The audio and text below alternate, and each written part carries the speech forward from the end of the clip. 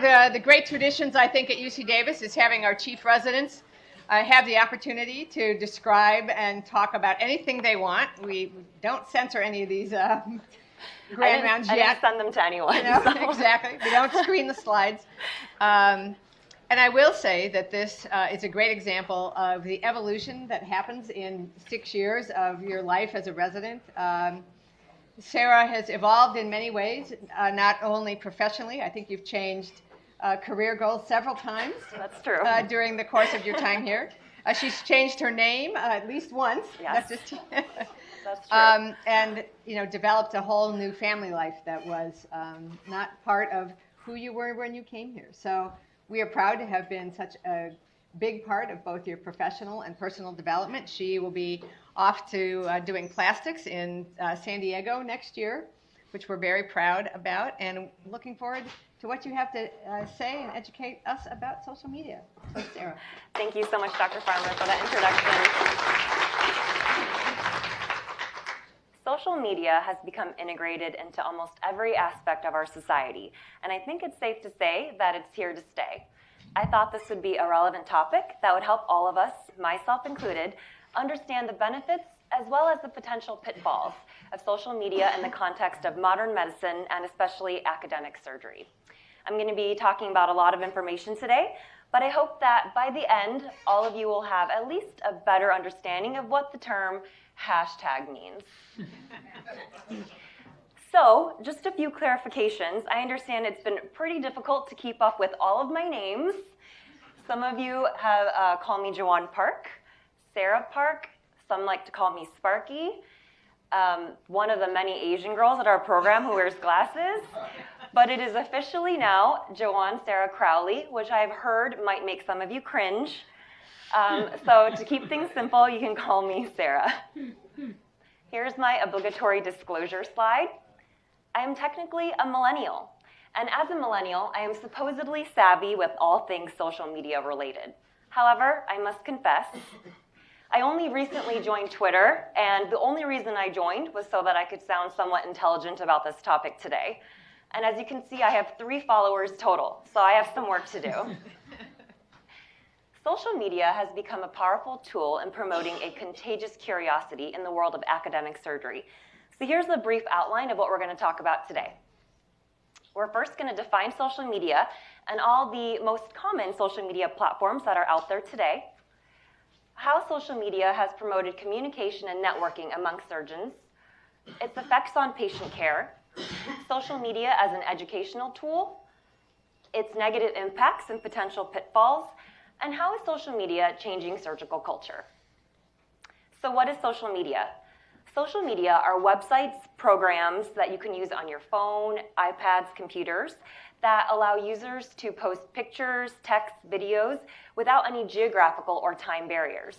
Examples of these are YouTube, Facebook, Instagram, Twitter, just to name a few.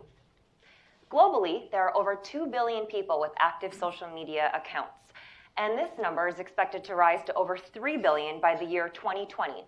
That is almost 1/2 of all the human beings on this planet. And this popularity has been mirrored by those in the medical professional field, and especially by academic surgeons. So, how do surgeons communicate before the advent of social media? Peer-reviewed publications, annual societal meetings, mentorship relationships with senior, more expert surgeons, and, I don't know, something called rotary phones? Certainly, the World Wide Web has changed the way that we practice medicine, and the ability to query topics at the click of a button, instant access to the most up-to-date publications. But social media has taken this entire process to a whole new level. And as this article talks about, surgeons everywhere are using social media to share and learn new skills. And why are surgeons using social media? Surgeons learn best in groups, and as Adam gave that talk 2 weeks ago, surgeons learned early on that they learn best in M&M settings, learning from each other's experiences as well as their mistakes. Surgery is becoming vast and diverse and very subspecialized. So maybe now you're the only surgeon at your hospital doing what you do. Surgeons are using social media outlets as a safe space to challenge new ideas and also obtain diversity and new techniques. It's also become a way to stay connected and support each other. Social media has been embraced by all surgical subspecialties, and just to name a few, ENT, thoracic surgeons, orthopedics, plastic surgeons, colorectal surgeons, and trauma surgeons. Of course, embracement of social media has been varied by all of these different groups, but it's certainly becoming far and wide. So here are the various social media platforms that we're going to talk about today. There are different nuances to each one, as well as different applications. We're going to focus mostly on Twitter, as it seems to have had the greatest impact on academic surgery. So Twitter, for those of you that don't know, is an online social networking platform where users can generate 140-character messages called tweets. And Twitter is no doubt intimidating. There are over 288 million active users per month, and there are over 500 million tweets generated in one day. And all of this put together would create a 10 million page book. If you wanted to read all the tweets made in one day, it would take you 31 years, and you'd have to be able to read all 33 languages that Twitter supports. The CIA goes through about 5 million tweets a day, and moreover, the Library of Congress makes a Twitter archive, creating Story of America as they believe it is invaluable research. This article from the Bulletin of the American College of Surgeons, again, reiterates surgeons and their use of social media and how we're using Twitter. This is a great article that gives you a primer on the ins and outs, how to create a login. And when you first create a Twitter page, your profile picture is a picture of an egg. So they call it hatching an egg when you upload a picture. And this article also does a great job at giving you a hashtag vocabulary lesson. So let's get started. What is a hashtag? So a hashtag, you can see here, a little pound or number symbol, followed by a string of words without spaces. And when you create a hashtag, you're creating a hyperlink. And that hyperlink then takes you to other tweets that have that associated hashtag, other Twitter accounts, publications. And in a sense, it's becoming, it's allowing you to reach a wider audience than just the people following you. And it can be about anything. For example, hashtag vocabulary lesson, hashtag grand rounds, hashtag can't wait to be done with my grand rounds, and so forth. A tweet is a 140-character message or a text message addressed to the internet. It can be a blurb, expression, include pictures, photos, videos, as well as hashtags, and those unfortunately count towards your 140 characters. If you really like a tweet, you can retweet it or endorse it. And then followers are those that subscribe to your account. So anyone that you're following is going to show up in your Twitter stream or feed. An impression is how often your hashtag or tweet is viewed on Twitter. So this legend here on the right shows you some other few things that to know about when you're using Twitter. You can mention someone, so you can actually mention someone else's Twitter account by using the @ symbol followed by their Twitter handle, or AKA their username. You can directly message someone. You can tell someone that you really like their tweet by pressing this little heart, and it turns into a red heart. Modifying a tweet is editing your tweet. You can reply to someone's tweet, and you can also retweet it by pressing this little square of arrows. So here is an example of an annotated tweet.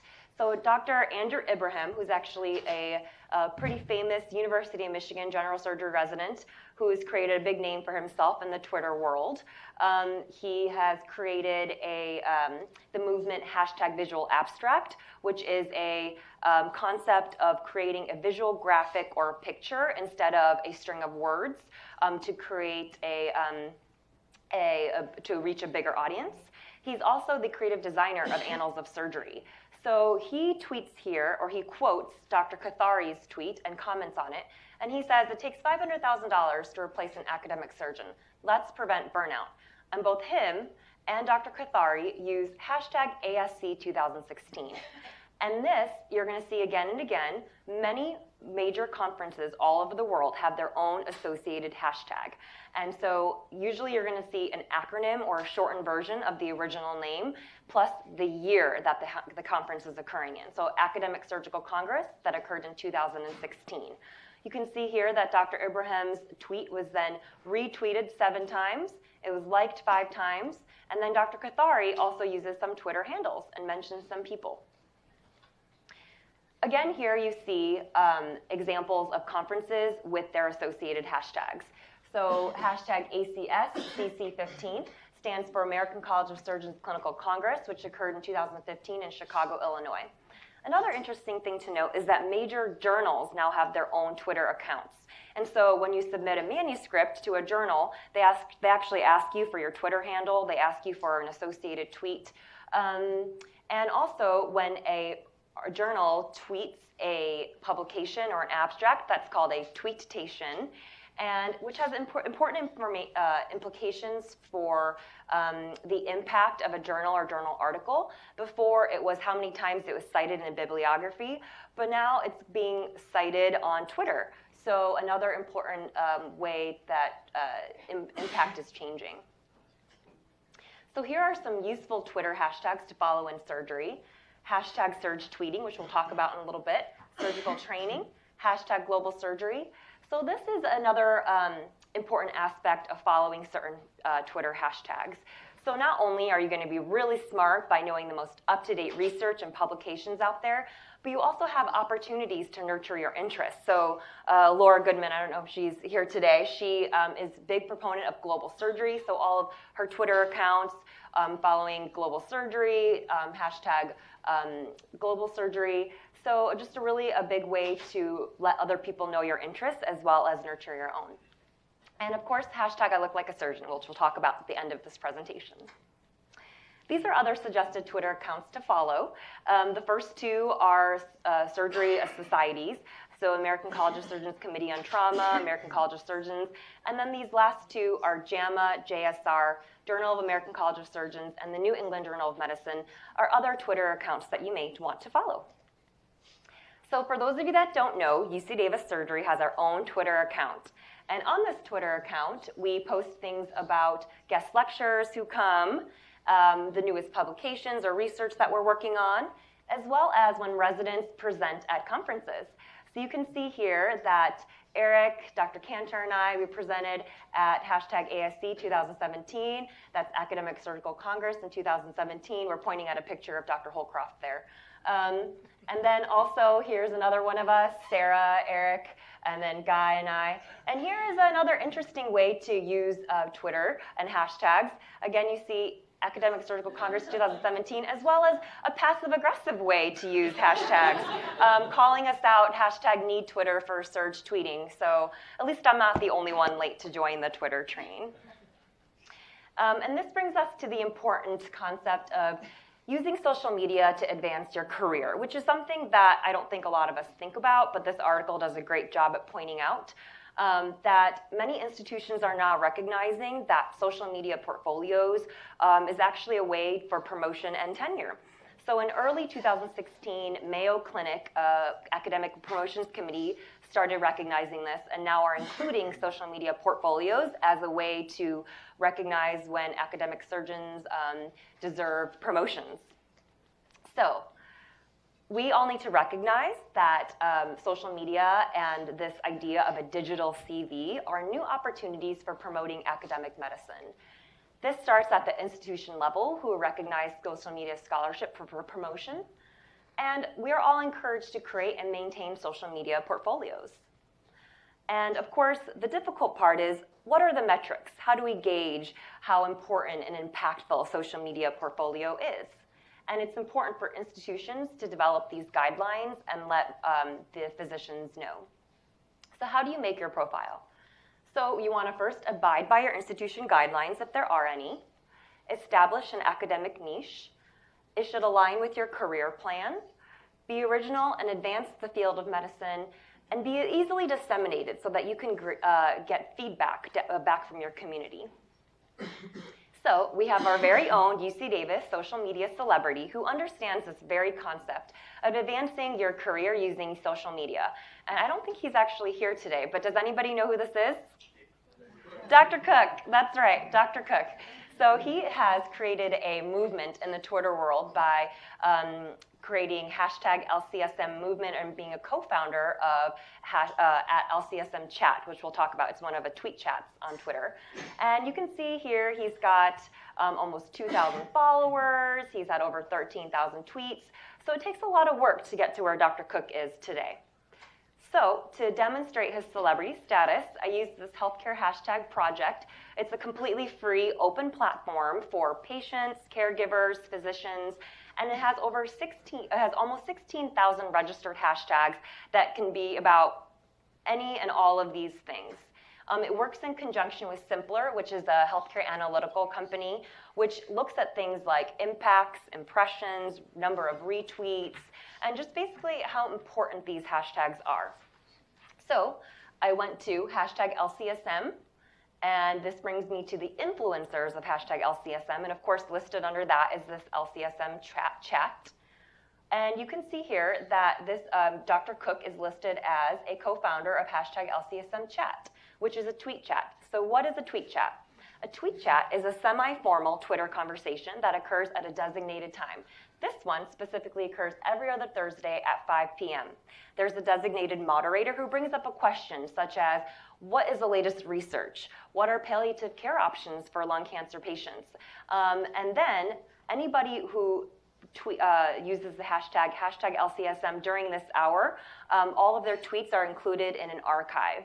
The participants have included oncologists, surgeons, palliative care specialists, caregivers, family members, and most importantly, patients can participate in these tweet chats. So I think we've talked about ad nauseum Twitter, so we're going to move on to Facebook. So Facebook is an online social networking platform originally developed at Harvard University by Mark Zuckerberg as a networking platform for college students. It quickly spread to other campuses, and now there are over 1.1 billion active users of Facebook. And previously, it's been a personal, more private kind of platform, a lot of sharing of cat and dog videos. But now you see Facebook has also moved towards the trend of using it as a educational tool. So a perfect example of that is robotic surgery collaboration. So this is a closed Facebook group, but very easy to join, of over 5,000 members, of everyone that is interested in MIS and robotic surgery. So the people in this group use this group for many reasons, and we'll go into that just a little bit. But the Annals of Surgery did a recent study specifically about RSC between the time period of January 2015 to August 2016 and looked at its growth and use. And the study found that the number of members grew from 2,000 to over 4,000 people just in that short year-and-a-half span of time, and that most of the surgeons were using this group during their mid-work week. So indicating that they're actually implementing its uses into their daily practice. So it does things like post available bariatric training courses, as well as discussion groups with other surgeons, as well as posting of live videos, so you're able to watch these and implement them into your practice. So we're going to talk briefly about LinkedIn and Doximity. So LinkedIn is a professional job networking tool used globally. There are over 433 million members around the world. And you can post your CV so that other people can see them. This is in converse to Doximity, which is a medical networking group where only in the US. So over 60% of US doctors are registered members of Doximity. And yes, you can post your CV here so healthcare institutions can see if you're a qualified physician. But there are other perks of this program where you're able to actually get CME alerts and updates when you're due, automatically update your CV when you have new publications, as well as a HIPAA secure emailing system, so you're able to talk to other physicians, consult them about patients, and send secure documents. Instagram is the last one we're going to talk about here, and it's a networking program that allows users to post videos and pictures in a public or private setting. And plastic surgeons have really started using Instagram as a marketing tool. So here are 3 Instagram pages of prior UC Davis plastic surgery graduates, Dr. Tanya Judge, Dr. Rohit Jaiswal, and Dr. David Boudreau. And you can see here that they are using their Instagram pages to market their practice by putting their contact information, their address, as well as before and after pictures of their patients. And this brings us to the ethics of sharing plastic surgery videos on social media. There are no definitive guidelines, but a recent article in the Plastic and Reconstructive Surgery Journal did a meta-analysis of all the plastic surgery journals out there or articles that talk about social media use, especially in the context of professionalism and ethics. And they came up with these general guidelines. So first, obtain written consent. Hide patient identifiers, and you also have to specify to the patients which social media platform you're going to post their video or picture on. The patients have a right to refuse to change their mind. So even after you posted the pictures or the videos, they can ask you to take them down. However, before you post them, you have to let them know that once it's up on the internet, it's there for good, because it can be manipulated by other users, downloaded, changed. So even after you take them down, they're always going to be out there on the internet world. And of course, abide by the American Society of Plastic Surgeon Code of Ethics, and educate staff and maintain professionalism and integrity. This article also talked about the idea of hiring a videographer or a photographer so that you're not taking away from your operative time and scrubbing in and out to take pictures. So how has social media affected patient care? Social media has allowed patients to have direct links to learn more about their disease. So as I showed you earlier, healthcare hashtag platform is open to patients. You can Google or look up things like hashtag colorectal cancer, hashtag lung cancer, and patients can also have ability to reach out to virtual support groups. I think this is really important for patients who have rare diseases, and perhaps no one else in their community has a disease that they have. And not only do they have a support group globally, but this also allows physicians to have a richer understanding of what the patients are going through and gain a sense of empathy. There are secure web portals where patients can now directly message their physicians through video platforms or instant messaging. And with how wide and vast social media is, we're able to accelerate clinical trial recruitment faster and help raise money for nonprofit organizations. So Hello Health is a concierge service, paperless, that's in Brooklyn. And it's kind of a hybrid with telemedicine, but physicians are able to talk to patients at any time, instant messaging, video platforms, and has really changed the way physicians interact with their patients. So social media as an educational tool.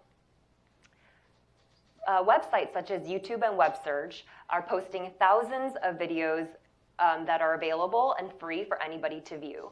I know that before I scrub into a case, when I watch a video or see pictures, I have a better understanding and grasp of the dissection, far better than reading the steps in a textbook. And surgical podcasts such as Behind the Knife has become a real asset to us residents. I think many of us use Behind the Knife to study for ABSITE, our oral board examinations, our written exams, and again, completely free. Medical social networks such as schoolofsurgery.org. This specific program has over 60,000 followers on Facebook, but again, completely free and geared towards physicians in training. It has lectures, videos, and case discussions for peers to talk to each other. And of course, Twitter journal clubs. Some notable ones are EuroJC as well as EastJC, Eastern Association of Surgery of Trauma. And these journal clubs can occur at any time. They usually occur for about 2 days. Anybody can participate. So you read the journal, you comment on it, and then also you get CME credits. So what are the negative impacts of potential pitfalls of social media and surgery? So it is difficult to maintain professionalism now with the advent of social media, but it's our duty to maintain professionalism to the public, our colleagues, and patients both off and online. And we can do this by monitoring what's being said about us out in the social media world, abiding by HIPAA, being aware of the propagation of misinformation, whether that's pharmaceutical companies, device companies, Russians, and of course, fight the social media addiction. So this is an interesting article that sent out an anonymous survey to general surgery program directors. And it's in a sense highlighting that social media profiles are now becoming an extension of your interview day. So this study found that 68% of surgery program directors have their own Facebook account, 40% have their own Twitter account, 18% visit applicants of social media profiles, so all of you medical students out here, and 45% visit social media profiles of their residents, 13% Google search their applicants, 11% lowered their rank based on social media profiles, and 10% issued formal disciplinary action based on what they found. So some of the things this article talked about, which I couldn't believe were actually true, but applicants would actually write negative remarks after their interview day and post it on their Facebook. Things that brought them down on their rank list, lewd remarks, excessive drinking. One of the stories actually was that a general surgery program director gave time off to a resident who said her grandmother passed away, and then he found lots of pictures of her having fun at a sporting event on Facebook. So many are saying now social media profiles and monitoring of them is not an invasion of your privacy. Here's another article looking at the role of social media in selecting residents. So 17% of program directors in surgical specialties screen applicants using social media sites, and 33% gave lower rankings based on their content. Interestingly, program directors in emergency medicine residency didn't penalize their applicants based on their online profiles. So time and time again, I came across this theme of Googling yourself. So be aware of what's out there and what's being said about you. So in preparation for this presentation, I Googled one of my many names, and it turns out I'm actually white. I'm an incredible athlete, and I could beat all of you up. And of course, none of this is true, but it's relatively benign, so I'll take it. However, this isn't always the case, and one of the podcasts I was listening to talked about an OBGYN who kept getting angry patients coming into her office, asking her if she was just going to give them a C-section, and just being really accusatory. And so she couldn't, for the life of her, figure out why, until years later, she saw a single negative review written about her that said, "Do not go to this OB unless you want a C-section." Point being that if you are not an ACS or trauma surgeon and you have an elective practice, the reviews out there are very important for your practice. So reviews are important, and we use them all the time. And just like we wouldn't go to a restaurant without Yelping it, or going to see a movie without using the tomato meter, patients can now shop for their physicians. And websites such as realself.com, where you are looking for a cosmetic surgeon, patients can now blog on here and tell people what their experience was, whether they liked it or not. Shop for a physician, it says here, shop for healthcare like an expert, and use this website called vitals.com, and also find out patient satisfaction scores on Press Ganey. So we can't always prevent everything that's being said about us out there. But I think it's important to note that you can create a positive online presence by being proactive. So things like Twitter, posting your societal memberships, your publications, all of these things can actually be a proactive way to hinder negative commentary about you out in the social media world. Or at the very least, ask your best friend to take down that incriminating picture of you from college. So abiding by HIPAA is a little bit more tricky on social media than in the offline world. One of the articles I read in JAMA specifically talked about a physician who posted all the list of injuries of a patient that they were taking care of, and without any patient identifiers, no name, no gender. But however, because of the hospital that he works at, which is listed on Facebook, the night of the accident and all the list of injuries, the patient was able to be identified.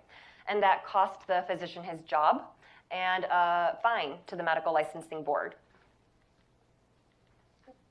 And of course, the evils of social media addiction. So this is an article I read in Tomorrow's World magazine called "Tame the Social Media Monster. Is it time to defriend social media?" And of course, these are all things that are much easier said than done. I struggle with it myself, but putting phones away during meal times, setting time limits. Maybe you don't want to look at your phone for 45 minutes to an hour before you go to bed every night. Putting phones away when visiting with others or during people's grand rounds, and time out for at least once a week, and time out during recreational activities. And of course, how is social media changing surgical culture? So here is a riddle that someone posted on my Facebook page a while back. Father and son are driving a car. They get into a car accident. The dad dies. The son gets rushed into A&E. Yeah. The surgeon says, I cannot operate. This is my son. Who's the surgeon? Oh my gosh! Well, it could be his biological father because he's adopted. The father of the boy. A ghost. A priest. The surgeon's the dad. The farmer. The father died, so Yeah. can't be the father. It's up to God to say it. God. The wife had an affair with the surgeon. Either his stepfather or biological father. His brother. Surgeon's the mother. Oh my God, yes! It makes so much sense. Damn! Oh, that's so annoying! That's terrible, isn't it? Oh, Yeah, obviously. oh my gosh! Ah, okay. Oh, yeah, obviously, and we all automatically assume that the surgeon's a man. So I think that short clip demonstrates that there is a gender bias and a certain way surgeons are viewed in surgical culture, but I do think that's changing, and I think one of the reasons why it's changing is due to social media. So sometimes a hashtag becomes so popular that it goes viral, and that's precisely what happened one evening when Dr. Heather Logge was tweeting with her friends. She's a UNC surgical resident. And she was talking about the hashtag I Look Like an Engineer campaign, which started because of the disparity between women and men engineers. And she tweeted, is hashtag I Look Like a Surgeon next? And she was inspired by a fellow woman surgeon who was wearing a t-shirt that said, this is what a surgeon looks like. And so she tweeted, hashtag I Look Like a Surgeon, and asked everybody to campaign it and follow it. And it became viral. There are now over 288 million impressions, over 70,000 tweets, and over 8,000 participants. And posting continues all over the world with women doing all sorts of activities. Because we know surgeons come in all shapes and sizes and genders. So sometimes they dress up like Vikings with their family members. They're pediatric surgeons and moms. They participate in hundreds of races, go salsa dancing with their friends, go on vacations to Tahoe with their friends and family, and go to conferences together. Another big movement in surgical culture was the hashtag New Yorker OR cover challenge. So this is the cover of the New Yorker, April 3rd, 2017 issue that featured very interesting cover art by French artist Malika Favre, and it depicts 4 women surgeons wearing surgical masks looking down at a patient. Dr. Susan Pitt, an endocrine surgeon at the University of Wisconsin, saw this picture, and she, while at a conference, and had several of her female surgeon colleagues, mimic the picture, and then she tweeted, hashtag New Yorker OR cover challenge, along with the hashtag I Look Like a Surgeon. And again, campaigning it, and the response was sensational. So here are our very own UC Davis surgery residents and attending. There is Hillary, Anna, Jenny, Jana, Jamie, and Rachel, all participating in the hashtag New Yorker OR cover challenge, and all looking very much like badass surgeons. So this movement and hashtag I Look Like a Surgeon was accepted very early on by American College of Surgeons when then President Dr. Andy Warshaw tweeted, we all look alike in the OR. It's quality, not gender, that counts. So I think it's safe to say that social media is here to stay. And perhaps an online interaction will never be better than a face-to-face conversation. But I think it's up to us as academic surgeons to utilize social media to its utmost potential to help advance and promote patient care. So I hope this presentation has helped to somewhat demystify social media. And I encourage all of you out there to create your own Twitter accounts. And for those of you that are still overwhelmed, because I know I was, there's this great article called Twitter 101 for Surgeons, again written by Dr. Heather Logge, as well as a YouTube version of it.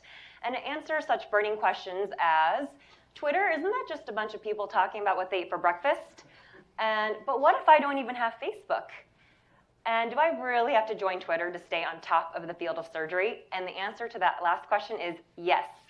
And with that, I want to say thank you. I want to say thank you to Dr. Farmer, Dr. Galante, and all the attendings out there for babysitting us for the last 5, some of us 10 years.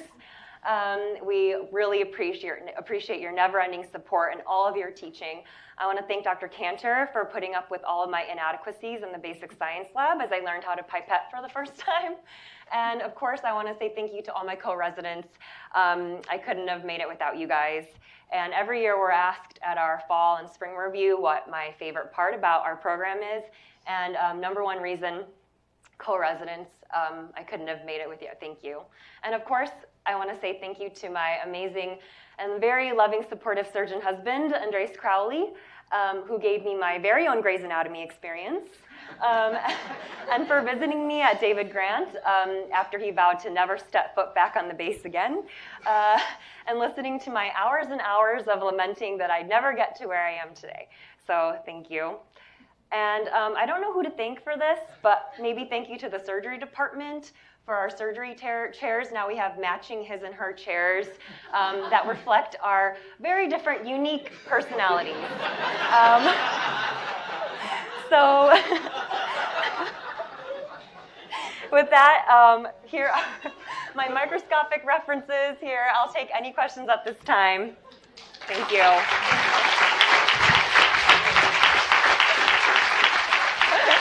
Thank you, Dr. Farmer. So, Dr. Jiwan Sarah Crowley. Yes. That was great. Thank you so much. Thank you so much for what all of you've given for the last 6 years here. And I think we have some time for questions. So let's open it up. Okay, Dr. Kokenauer. Your picture has already been tweeted about giving this grand round. Oh my goodness. Do I have more followers? Because I only have 3. I need more. I think we can get you more followers. That's about a plug. Okay. Anyone else? Dr. Hundle?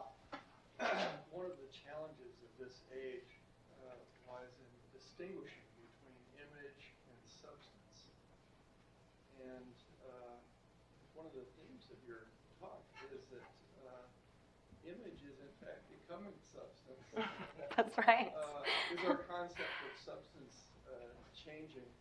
And since you've been studying the different media platforms, etc., which of the platforms truly contributes to new knowledge and deep thought and understanding? It's particularly for those of us who aren't as media savvy. They're so tempted to just respond quickly and you're feeling good, so you say something, and it may not be your most thoughtful or insightful or helpful comment. Have you trained yourself or retrained yourself over time? I guess it's a continuing journey. It is, and I think there's definitely a learning curve. So that's a great point that image is now becoming kind of reality and keeping a clean image online in the social media world. I think Twitter has definitely taken off with academic surgery, especially with all the journals and conferences that have their own Twitter accounts, and opportunities for all of us to learn from them and keep up to date and have daily updates in our Twitter stream. And definitely, I think that all of us have probably changed our usage of social media programs and Facebook and monitoring and keeping things private, or less posting of unprofessional pictures. Yes, Dr. Hallaby. Great presentation. Thank you very much. One way, as a junior faculty, I'm not being also, I'm not a millennial, I'm more of a Generation X or something like that. I also use social media a lot. I'm also part of this Facebook group, Robotic Surgery Collaboration. I see a lot of videos, and even though it's like, that's sometimes like it's hernias, robotic hernias, but I use those also in my colorectal cases, and entering some planes that I wouldn't think about entering before. Right. But one of the other ways that social media can be used to see patients coming to see us for a second or third opinion, and it's most of the time it's a gray zone, and you can't like really give a clear answer. So I had this patient who came in who had seen 2 surgeons before. They each gave her a different answer. I asked my mentors and senior surgeons as well, and I asked 3 people. They gave me 3 different answers. So I used social media actually to help this patient. I told her that I'll do this. I submitted a poll on the robotic sages colorectal group about like I have a patient, I have this presentation. What would you guys do? Those are the options. And within an hour, I had like an split of like answers favoring one approach versus the other. I went back to the patient and I told her, listen, this is the opinion of like hundreds and hundreds of surgeons in the country. The patient was pleased. She feels more comfortable. I feel more comfortable. And this is a good way to help patients. That's an absolutely fantastic comment. Thank you so much, Dr. Halaby. Yeah. All right, Katie or Dr. Romanowski. 12 followers. 21. So I guess my question is how do we also not only protect our images, but protect ourselves? So if you've been reading any of the I Love Lunch Surgeon stuff recently, there was a whole group of surgeons who were catfished by a man who posing as a woman and getting them to send them pictures and stories for the supposed book that was going to be inspirational women in surgery, and it's a total lie. And so how would you recommend we protect ourselves, not only from our professional images, but from being taken advantage of? Right. And I think that's a really good point and very difficult thing to, I think, monitor. And I think there needs to be ways to monitor and understand the propagation of misinformation and just being hyper aware of what's being said about you and that this could be a scam, double, triple checking before posting things, sending other people pictures. And I think it's just being aware and telling people stories like that, posting stories like that on your own media account and letting people know that this stuff is out there. Yes. So I went to the course that UC Davis gives on Introduction to Twitter. Okay. Try to understand it. It's actually quite useful. I finally figured out how it works. And then I spent a weekend looking up influencers in plastic surgery and what everybody is posting out there. And the reality is, ultimately, people are doing this for money. You can get direct patient referrals. You can get all sorts of business by being out there. But currently, it really is a slippery slope. If you look at the people in plastic surgery who have lots of followers, they are out there showing patients who are barely dressed, getting procedures under their honesty, just saying, I love this doctor, nothing hurts. and I don't know that we want to lower ourselves to that standard. None of it is peer reviewed. Right. And while one can have a really clean Twitter feed, if you really want to have impact, you got to go down and dirty. So it's a double-edged sword still, and I don't think that we can endorse it as the wonder drug quite yet. Right. And I completely agree, and I think that especially comes into play when protecting our patients. And having guidelines. And there were so many articles that I read by American Medical Association coming up with guidelines on abiding by HIPAA and protecting our patients. And there needs to be a standardized set, especially now with how popular social media is becoming. There needs to be one that everyone abides by and understands, just like there is for HIPAA for offline material. Do we have more time? Here, one more. Okay. Just a very quick comment actually about that story. I think, so I was actually involved in that story. I was about this Texas woman who was a surgeon, and she contacted me, and it was like this ongoing discussion about, you've been selected, you're supposed to be in this book, send me pictures, and then the story just unfolded and became like more and more intense that, she was sick, and now she has cancer, and can I help? And it just became more and more personal, and to the level that, a lot of us, we're obviously in the profession because we care and want to provide, and, it became like a personal thing. So like, well, how can I help you? She happened to get surgery at Memorial. I mean, the story just became like more and more intense, but certain things didn't fall into place, and it didn't medically make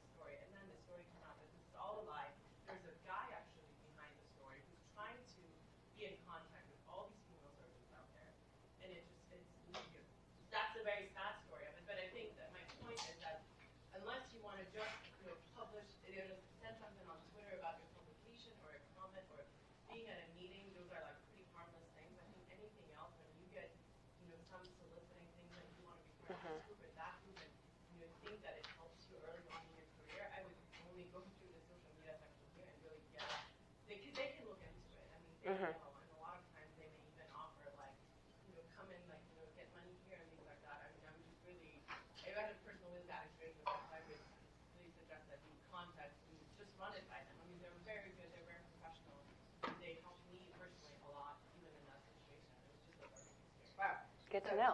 That's a Thank great, you. That's a great thing. A service I didn't actually even know existed I here didn't know. at Davis. I contacted them because I didn't know how to open Twitter, literally. And then I unfolded it.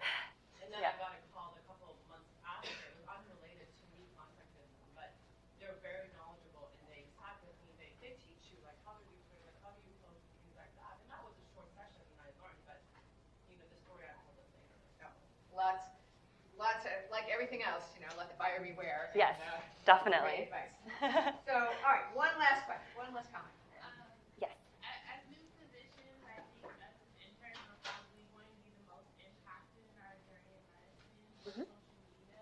Did you find any pitfalls as far as implementing new research, new surgical techniques before it's kind of minted or anything like that?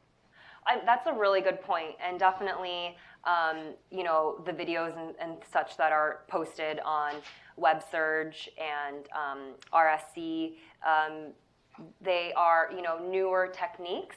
And so, things like talking to other colleagues, discussion groups, and doing your own research about what is the accepted standard way to do something. Yeah, that stuff, I didn't find anything specifically about that, especially for newer surgeons, but definitely something to look into. So thank you for bringing that up. Great. Thank you again, Madame. Thank you.